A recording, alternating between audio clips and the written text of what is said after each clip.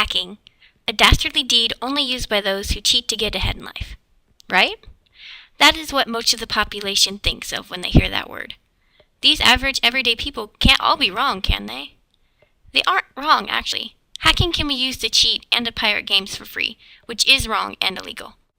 However, not all hackers do illegal things. They hack to have fun or to make a console do more than it was originally intended. Some examples of these fun hacks are as follows. Don't chase me! I can't do anything! Ow! Oh, you touched my tra-la-la.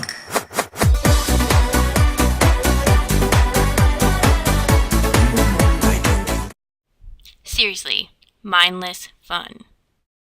Sony, a major gaming company, does not take a liking to this kind of thinking, though. In a court case that was just settled on April 11th, albeit settled very quietly, Sony attempted to sue this guy. You may be asking yourself, who is this guy? This guy is a 21-year-old hacker. His name is George Hotz, and is famed with hacking this, the Apple iPhone.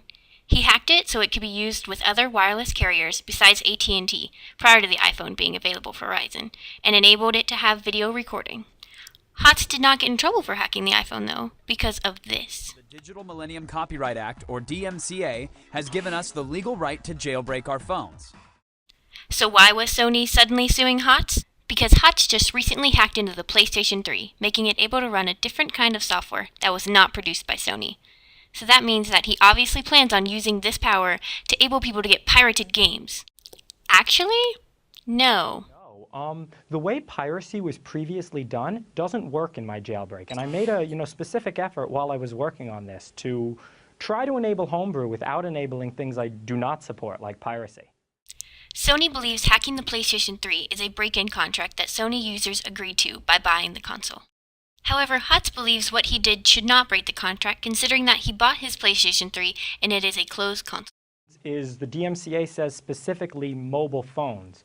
But, I think the same precedent should apply, like whatever precedent. If they decide phone, it's a closed system where the manufacturer controls all the software that runs on it, and, if you can jailbreak one closed system, why can't you jailbreak another? Think about it this way. Let's say you are super handy with tools and cars. You decide you're going to soup up your new ride so it gets better gas mileage, rides smoother, and the oil lasts longer. All of these things help you get the kind of car that you want without inhibiting other vehicles on the road with you. Let's then say that you take your car out onto the road, but as soon as you do, a cop pulls you over and gives you a ticket because Ford doesn't like that you've souped up your car. Now, it might just be me, but I don't think that's very fair. If this court case had followed through, it could have meant a huge change in the way that consumers are allowed to handle all of their electronic devices. It would have redefined who really owns a console and whether restrictions are even okay to be put on a console, since if the consumer really owns the whole console, they should be allowed access to every part. Even what a hacker is would have been redefined, since everyone would have the potential to change and better their consoles. The case was settled outside of court, meaning that there was no legal action enforced on the case, so there are no answers to be given for the rest of America on what to do with cases similar to this one. Even so, this case has planted a seed of doubt and confusion in the minds of many gamers and consumers over what they really own even after buying something. I believe that in the future, these questions will be brought up again and again, but will finally be answered. And with the right amount of support from consumers, hackers, and large companies, they can coexist and work together to produce even better technology and progress into the future.